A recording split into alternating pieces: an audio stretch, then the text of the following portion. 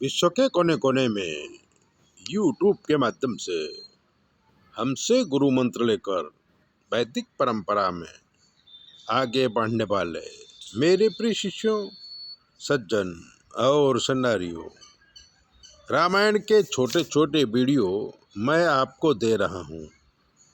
इसलिए चैनल को सब्सक्राइबर कर लीजिए, लाइक कर दीजिए, घंटी दबा दीजिए।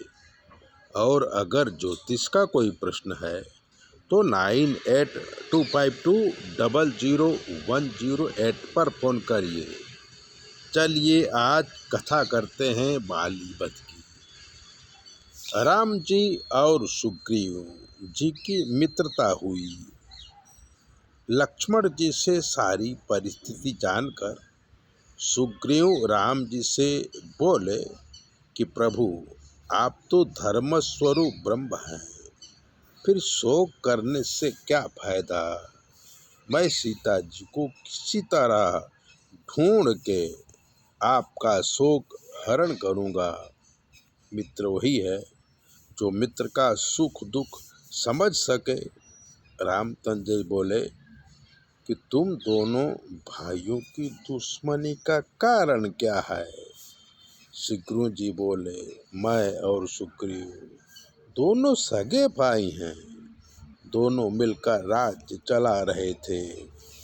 हम दोनों भाइयों में अतिशय प्रेम था कि तभी एक दिन हमारी नगरी में मयसुत मायावी नाम का राक्षस आया और बाली को युद्ध किए ललकारा। बाली उससे युद्ध करने के लिए राजमहल से बाहर आए। मैं भी उनके पीछे पीछे गया। मयसुत माया भी एक गुफा में घुस गया। बाली भी गुफा में जाने लगे। मुझे कहा कि गुफा के बाहर 15 दिन तक मेरा इंतजार करना, और अगर मैं न आऊं तो समझ लेना, मुझे मरा हुआ जान लेना। प्रभु, मैं 1 महीने तक गुफा के बाहर रहकर बाली का इंतजार किया। 1 महीने बाद गुफा के दरवाजे से खून की धारा निकली। मैंने सोचा कि बाली का वध हो गया, तो एक बड़ी शिला दरवाजे पर रख मैं नगर में वापिस आया। मेरे ना चाहते हुए भी प्रजा ने मुझे राजा बना दिया। थोड़े ही दिनों में बाली आया और मुझे दुश्मनों की तरह पीटा, मेरी पत्नी का हरण कर लिया और मुझे राज्य से निकाल दिया। तब से मैं दुखी और पत्नी विरह में यहाँ रह रहा हूँ। राम जी बोले, चिंता न करो, मैं अपने एक ही बाण से बाली का वध करूँगा।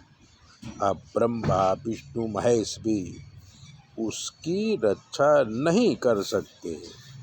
उसके बाद सुग्रीव और बाली का छल कपट से युक्त बहुत समय तक युद्ध हुआ, लेकिन किसी भी प्रकार बाली हार नहीं रहा था।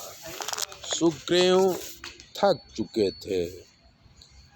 तभी श्री राम एक वृक्ष की ओट से तीर छोड़ा जो बाली के हृदय में लगा और बाली कटे हुए वृक्ष की तरह जमीन में गिर पड़े।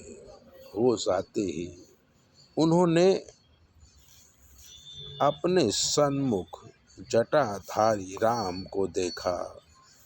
हाथ जोड़ बाली ने पूछा, प्रभु, आप तो धर्म की रक्षा के लिए अवतार धारण किया है, तो मुझे व्याध की तरह क्यों मारा। राम जी बोले, बाली, भाई की पत्नी, बहन, बेटी और बेटे की पत्नी कन्या समान होती हैं। इन्हें जो कुदृष्टि से देखता है उसको मारने से पाप नहीं लगता। बाली ने प्रभु को प्रणाम किया और प्राण का त्याग कर साकेतवासी बना ऐसी ही दिव्य कथाओं को सुनने के लिए चैनल को सब्सक्राइबर करिए, लाइक करिए। और अगर आपके जीवन में कोई कष्ट है तो 9825200108 पर फ़ोन करिए। हम आपको बताएंगे कि आपके जीवन में क्या कमी है और आपको क्या करना चाहिए। चैनल सब्सक्राइबर जरूर करिए। जय भोले।